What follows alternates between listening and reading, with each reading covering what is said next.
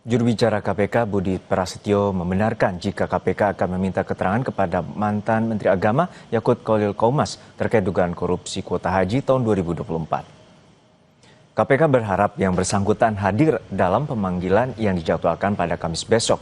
Keterangan Yakut diperlukan dalam perkara dugaan korupsi kuota haji tahun 2024 yang sedang ditangani penyidik KPK. Dalam perkara ini, KPK telah meminta keterangan kepada pihak Kementerian Agama hingga penyelenggara tur haji dan umroh.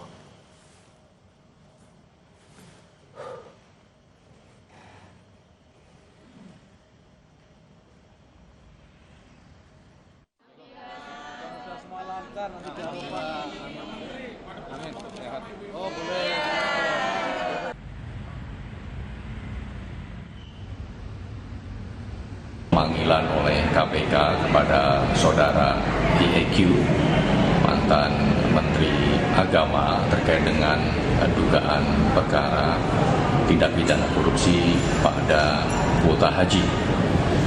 Kami mengkonfirmasi benar bahwa akan dilakukan permintaan keterangan kepada yang bersangkutan.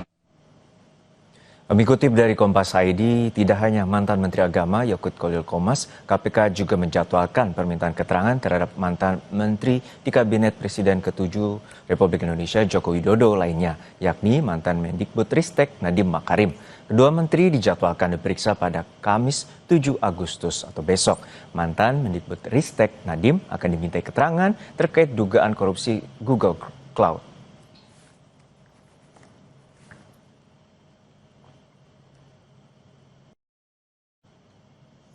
Saudara, setelah sempat diblokir, Pusat Pelaporan dan Analisis Transaksi Keuangan PPATK sudah membuka kembali 122 juta rekening nganggur atau dorman. Apakah ini akibat dari gaduhnya warga yang merasa dirugikan akibat pemblokiran sementara? Berikut wawancara jurnalis Kompas TV Audrey Chandra dan juru kamera Febri James dengan Kepala PPATK Ivan Yustiavandana. Setelah diblokir untuk sementara, akhirnya PPATK sudah kembali membuka 122 juta rekening yang nganggur alias dorman. Sebenarnya apa catatannya? Kenapa tiba-tiba dibuka padahal sebelumnya diblokir? Karena ada dugaan adanya unsur tindak pidana seperti pencucian uang sampai dengan judi online. Selengkapnya kita akan bertanya kepada Kepala PPATK Pak Ivan Yustiavandana. Selamat sore Bapak. Sore Mbak, ya. Pak Ivan, jadi pertanyaan pertama saya langsung, kenapa tiba-tiba akhirnya awalnya diblokir karena ada rekening dorman, terus kemudian sekarang dibuka nih pemblokirannya? Enggak tiba-tiba, memang sejak bulan Mei sudah kita buka, ya. Ini hanya sebagian kecil. Waktu itu pada saat diblokir 122 jutanya ini, apakah memang ada terindikasi semuanya judol, misalnya transaksi mencurigakan? Enggak.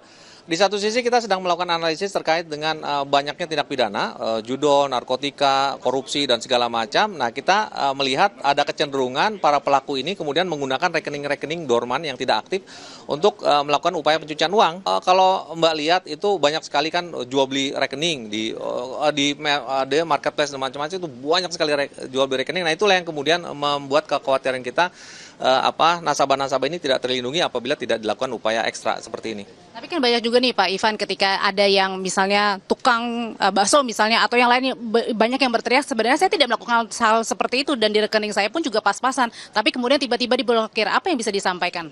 Ya, justru kita tidak sedang mempermasalahkan rekening saudara kita tukang bakso tadi ya. Ini bukan tentang mempermasalahkan rekening yang itu tadi.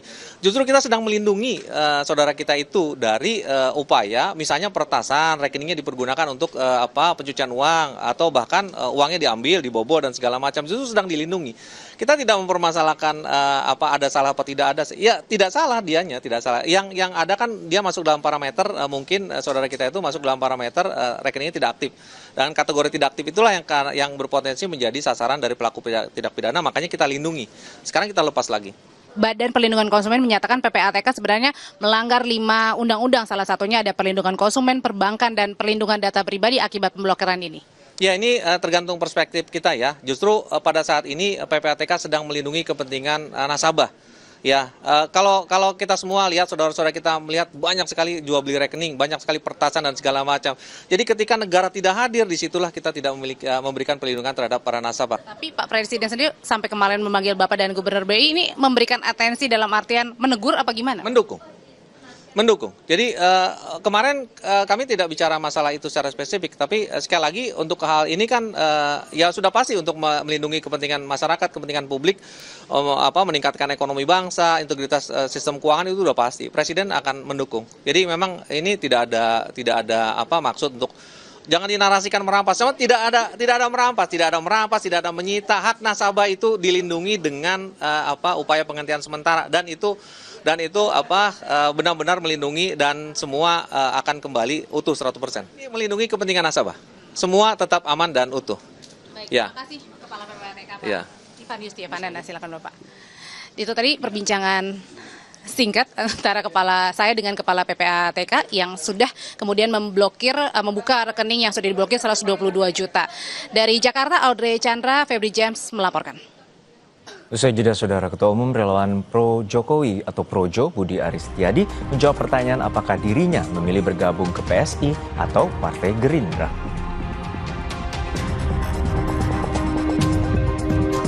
Kejaksaan Agung mengonfirmasi Kejari Jakarta Selatan segera layangkan panggilan pada relawan Jokowi Sylvester Matutina untuk jalani eksekusi terkait kasus fitnah terhadap Yusuf Kala.